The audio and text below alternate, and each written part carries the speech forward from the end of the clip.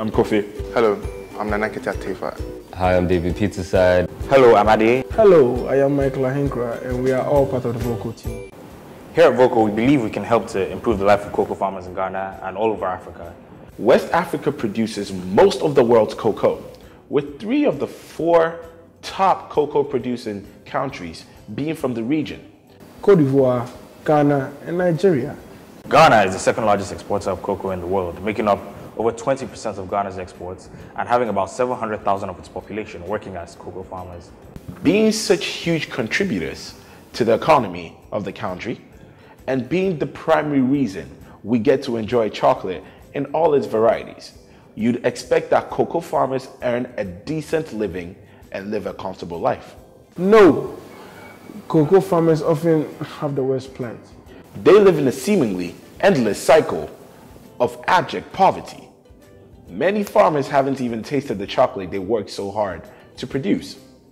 Smallholder cocoa farmers usually live in remote villages with limited access to water, electricity, and one critical resource: finance. Most farmers' problem could be linked to a lack of finance. Whether it be acquisition of more land, employment of more farmers, or acquisition of new technology. Most farmer problems could be solved if they could easily access money, whether it be in the form of loans or otherwise. Most lenders just don't see lending to smallholder farmers as profitable. With low levels of education, little collateral other than land to offer, limited business knowledge, even their means of communication is limited because many farmers only speak their local dialects. It seems like a lot of work to put in for seemingly far-fetched results. Most farmers just have to make do with what they have. But even this has its problems, as cocoa only yields harvest twice a year. So income is only really coming in for 2 periods in a year. Yeah, and this makes tracking expenditure during off-peak times a problem. Here at Voco, we are developing a solution to tackle this problem.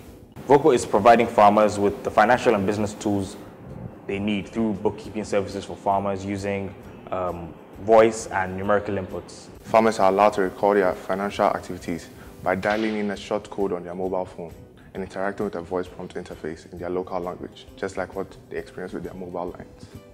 They also have the option of speaking with the financial advisor, who is also similar to a customer care agent, who can take them through the breakdown of the transactions that are slightly more complicated.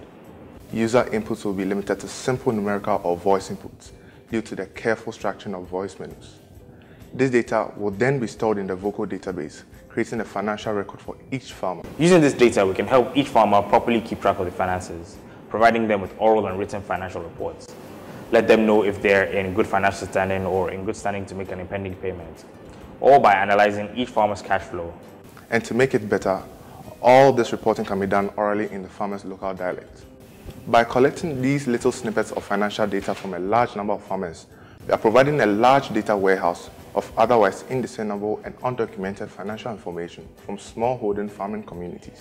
This data proves to be highly valuable and provides inroads for financial institutions, researchers, and interested stakeholders in the cocoa industry to create business and social solutions that will be relevant to the farmer through insight generated by our team of data scientists and analysts.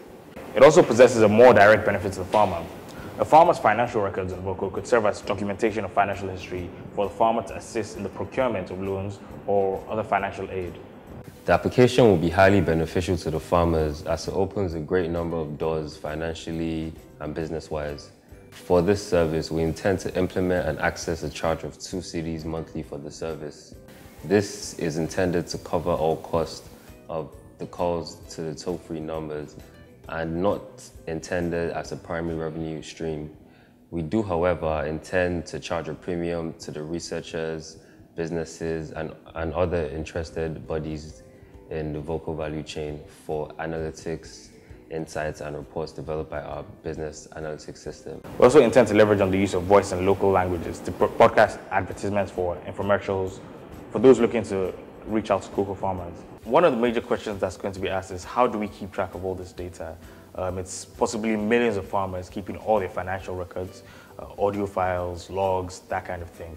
How are we going to keep all this data in such a way that it's scalable, it's efficient, it's cost effective?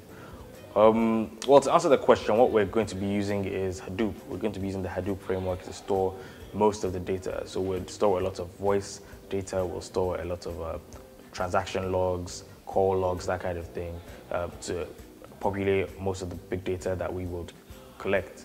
However, there is a problem. Financial data is best stored as SQL and SQL tables. To solve that problem, we will develop the we'll store the financial data in SQL tables. However, what we will do is we'll turn this into Hadoop compatible files using one of the SQL on Hadoop technologies such as Apache Hive. We're already making plans to have the pilot version of our application run. We've selected a community in the Ashanti region, and we've started developing partnerships with the LBCs, the purchasing clerks, and the like. And we're sure that Vocal is there to make a difference in the life of cocoa farmers.